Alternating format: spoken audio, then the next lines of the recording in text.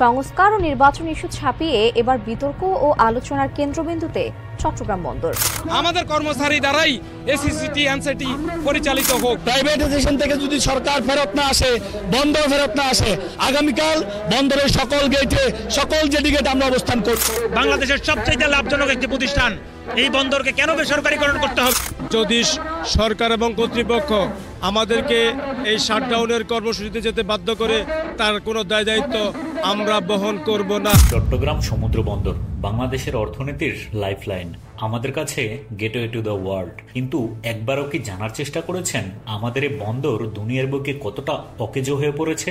Pakistan, Bharat, Sri Lanka, Philippines, Nigeria, Ghana, Kenya, মিশর, Morocco, Cambodia, Vietnam, মোট 11টি দেশের 37টি বন্দরের তুলনায় আমাদের দেশের বন্দরের অবস্থা কতটা করুণ জানেন? চট্টগ্রাম বন্দরে এক একটা জাহাজকে ঘাটে ফিরতে গড়ে 2.73 দিন সময় লাগে, যেটা দুনিয়ার অন্যান্য পোর্টের তুলনায় অন্যতম দীর্ঘ সময়। ঘাট পেলেও টার্ন অ্যারাউন্ড টাইম, অর্থাৎ জাহাজ বন্দরে প্রবেশ থেকে বের হয়ে যাওয়া পর্যন্ত মোট সময় লাগে 3.23 দিন, যেখানে কলম্বো পোর্টে সময় লাগে একদিনেরও কম, অর্থাৎ 0.86 দিন। ক্রেনের গতি ঘন্টায় মাত্র 15 থেকে 20 কন্টেনার, যেখানে মরক্কো ও ভারত পোর্টে এটা 34 থেকে 40-এর মধ্যে, যা প্রমাণ করে যন্ত্রপাতির গতি ও রক্ষণাবেক্ষণ উভয় দিকেই পিছিয়ে চট্টগ্রাম পোর্ট।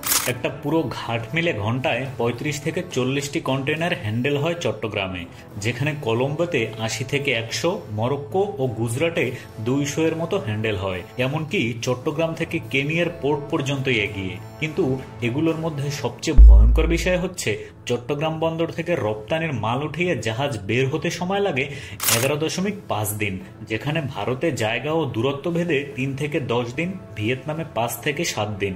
আর এমন অদক্ষতার কারণেই বিশ্বে চট্টগ্রাম বন্দরের র্যাঙ্কিং 405টি বন্দরের মধ্যে 334তম।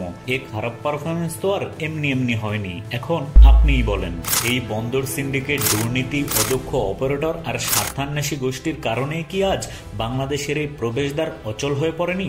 এখন যদি কেউ আসে, উন্নতির চেষ্টা করে, বিদেশি অপারেটর দিয়ে কর্মদক্ষতা বাড়িয়ে ইনভেস্টর আনতে চায়, তখনই শুরু হয় মায়াকান্না আর আন্দোলন নামক নাটকের। বন্দর নাকি বিক্রি হয়ে যাচ্ছে, বিদেশিদের হাতে তুলে দেয়া হচ্ছে।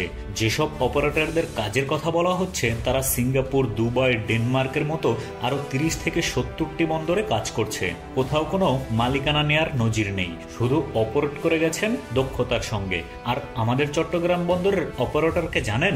সাইফ পাওয়ার টেক, যারা টেন্ডারে কম দাম দিলেও কাজ পায় না, আর বেশি দর দিয়ে বছরের পর বছর কোটি কোটি টাকার কাজ লুটে পুটে খেয়েছে।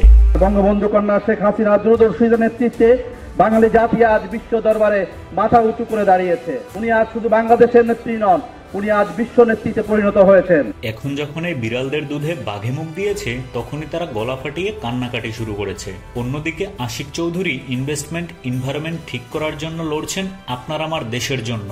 দেশের পণ্য যাতে সময় মতো রপ্তানি হয়, দেশের মানুষ যাতে প্রতিযোগিতায় টিকে থাকতে পারে। তাদেরকে আনার আমাদের মূল উদ্দেশ্য হচ্ছে যে আমাদের যেহেতু আমাদের ল্যান্ড লিমিটেড, আমাদের ক্যাপাসিটি লিমিটেড, সেই লিমিটেড ক্যাপাসিটিকে যাতে আমরা বেস্ট ইউটিলাইজ করি। এই গ্রিন পোর্টটা করতে ওনাদের রাফলি $800 মিলিয়ন মতো লাগবে। এই পুরাটাই এফডিআই হিসেবে বাংলাদেশে আসবে। এখানে কিন্তু সরকার কোনো 1 টাকাও দিচ্ছে না। যদি উন্নত অপারেটর আসে কি হবে জানেন? পোর্ট অকুপেন্সি 80 থেকে কমে আসবে 60-এরও নিচে।